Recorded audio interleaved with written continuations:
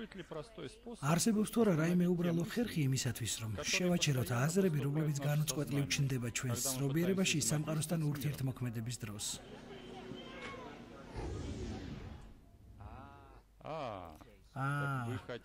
თქვენ გინდათ საკუთარი აზრების მართვა ისწავლოთ. რა თქმა უნდა, ხანდახან ისეთ რამეზე ვფიქრობთ, რაზეც არ გვინდოდა გვეფიქრა. ამიტომ ვცდილობთავლაგმოთ ჩვენი აზრები და საჭირო მიმართულებით მივმართოთ.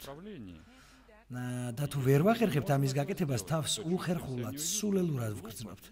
თითქოს საკუთარ თავზე კონტროლი დავკარგეთ. რამდენადაც ჩვენ წარმოგვიდგენია, მოვლენები ხდება იმ მიზნით, რომ ჩვენ გავიაზროთ, კონცენტრირება მოვახდინოთ მათზე და გავაანალიზოთ. და ასე ვახდენთ მოვლენების მიმართ ჩვენს დამოკიდებულების ფორმირებას, ჩვენს რეაქციას მასზე.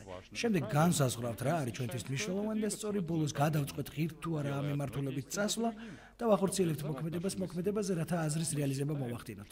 ჩვენ ვთვლით, რომ ბედნიერები ვიქნებოდით ისე, რომ ვიქცეოდეთ, როგორც ვფიქრობთ. სინამდვილეში კი ყველაფერი სწორედ საპირისპიროდაა.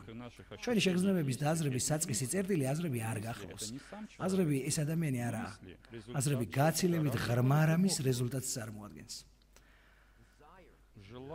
სურვილი ესაა ადამიანის საფუძველი. თავდაპირველად ჩვენ ვგრძნობთ სურვილს. ჩვენ არ ვფიქრობთ მასზე, არამედ ვგრძნობთ. სწორედ სურვილიდან იღებს სათავეს აზრები. ამიტომ ჩვენ ვფიქრობთ მხოლოდ იმაზე, რაც გვსურს, ან თუ რატომ არ გვაქვს ის, რაც გვსურს, ან როგორ მივიღოთ და შევინარჩუნოთ სასურველი.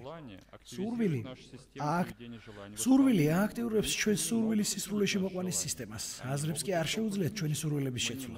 მათ მხოლოდ მათი გაზრდა შეუძლია.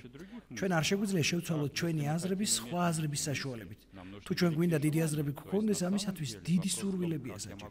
სინამდვილეში საკითხი ასე დგას, როგორ შეიძლება შევცვალოთ ჩვენი სურვილები.